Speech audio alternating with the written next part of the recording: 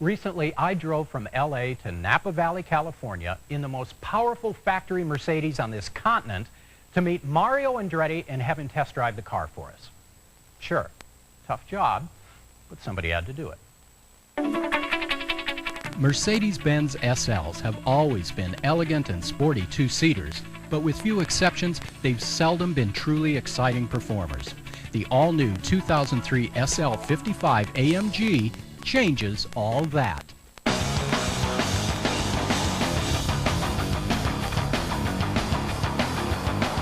The cost of admission is steep, but for about $140,000, give or take a few thousand, you get a car that packs some serious heat.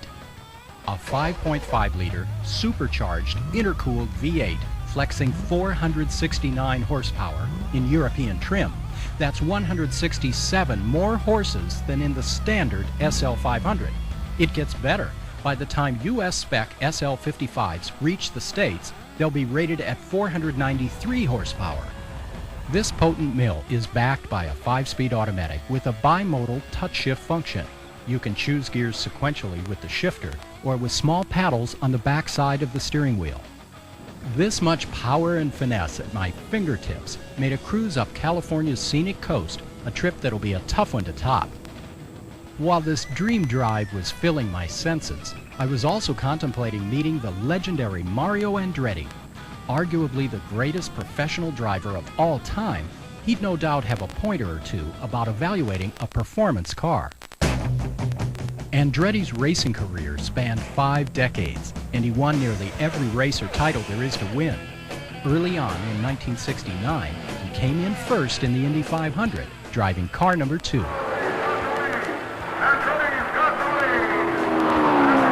By that time, Andretti was already a Daytona 500 winner and went on to earn 4 CART USAC titles. He ranked second on the CART USAC all-time win list and captured the Formula One World Championship in 1978. Add to that too many sprint and midget car victories to list, plus countless pole positions and lap records in Can-Am, Formula 5000, and IROC. Mario Andretti retired from racing, but he hasn't slowed down. We met at one of his new ventures, the Napa Valley winery that bears his name. First, I wanted to know what motivated his stellar driving career. The reason I kept being attracted to it year after year is really purely the challenge. There's so much to do to really be able to do it right and to do it better than the next guy, that it's just a continuous labor of love and experience and experimenting. So after many years spent at record speeds, what attracted him to Napa and the slow art of winemaking? In Montona, where I was born, which is right in the middle of the Istrian Peninsula, there was a tremendous amount of vineyards that was planted, and my dad owned a great part of all of that, actually. I've been coming to Napa Valley since the mid-'70s, I would say. This was the perfect trip for me after a long season of racing. We made a lot of friends here, and of course I learned to really appreciate the great wines that come from this area. And we started looking around and found this property where we are. Naturally, his 50-acre winery is modeled after a Tuscan villa. Since 1996, he's taken as much pride in what he bottles as he took in his driving. My biggest reward is when I go to a wine tasting and I see how the wines are received. You know, I get the smiles back and so on and so forth. I had endless questions, but I reminded myself that I was here to see if the Mercedes would put a smile on his face. So Andretti, whose very name is synonymous with masterful driving, put this new German brute through its paces on the back roads of Napa.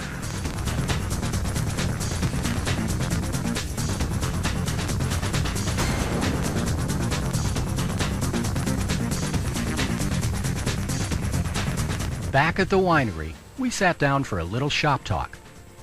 As you can see, I'm smiling. The SL55 is an awesome piece of technology. The car is not nimble. The SL55 it's a solid car. You do feel the weight. But again, everything else goes with it. You know, the stability, the precision, great braking, it's all there though. It's not a As I say, it's not an all-out sports car, of course. That's not what it's meant to be. But it's probably as close as you want to be in having all the other amenities. The thing about it is the torque just carries you. I mean, the engine just, it's got legs. I mean, it wants to go. I think any experienced Mercedes owner will just be totally elated over the car. And the first time, the Mercedes owner would just foam at the mouth. Not a bad review from a driver who spent 40 years setting up, shaking down, and squeezing speed out of race cars. All that was left was to put his driving impressions against the clock. The serenity of Napa and my audience with a living legend was behind me, but the return cruise in this fantasy convertible was fair consolation. Instrumented testing was next, and it's coming up on Motor Trend Television. Our SL55 arrived with the European license plates still in place. That was just one reason why so many other drivers were curious about it, and we were pretty eager to be the first ones to track test it.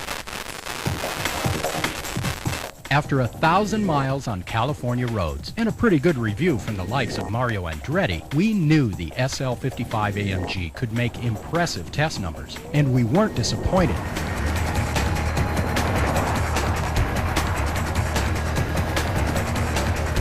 At full throttle, this sleeper sounds like the devil gargling methanol. It's so unexpected from a Mercedes. We clocked 0 to 60 in just 4.39 seconds. The quarter mile, 12.55 seconds at 116 miles an hour. This is a luxury GT on street tires, not a muscle car on drag slicks. And this is transport for just 2 people that weighs well over 2 tons. Not only does it out-accelerate just about every other factory car on the road, the SL55's new electro-hydraulic brake system stopped it from 60 miles an hour in just 117 feet. That beat a BMW Z8 we tested the same day. The SL55's active body control system minimizes roll without making the handling feel artificial. It carved through the slalom cones at just under 67 miles an hour. This hefty drop top is right in step with some of the best handling cars we've tested. Of course, a top-of-the-line Mercedes like this isn't just about performance. Style and comfort are a given, and the SL55 has plenty of both. Front, side, and rear. The new SL is modern and classic. AMG adds subtle body trim, badging, and wider-than-stock 18-inch alloys. And the retractable hardtop is a great piece of engineering. One thing that really impresses us about the new SL is the retractable hardtop. With this aluminum roof panel and glass rear window in place, it looks like a closed coupe. But watch this disappearing act.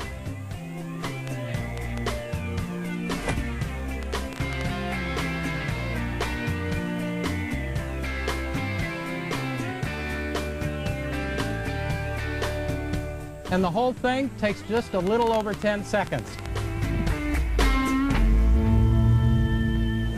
Now you might think with the top retracted it would hamper the usability of the trunk, but the Mercedes engineers have seen to that. They've included a nifty little access feature like this that allows you to get into the trunk and retrieve your belongings while the top's retracted. And believe it or not, there's even more trunk under here. Inside, the already well-crafted SL cockpit is upgraded to elite AMG status. The interior in an SL-class Mercedes is a very nice place to be, but the SL55 AMG takes everything up a notch with some very nice, subtle touches. Alcantara suede on the instrument panel surround, special stitched seams on the dashboard and the center console, and these AMG spec seats have significantly increased side bolstering and a special perforated leather pattern.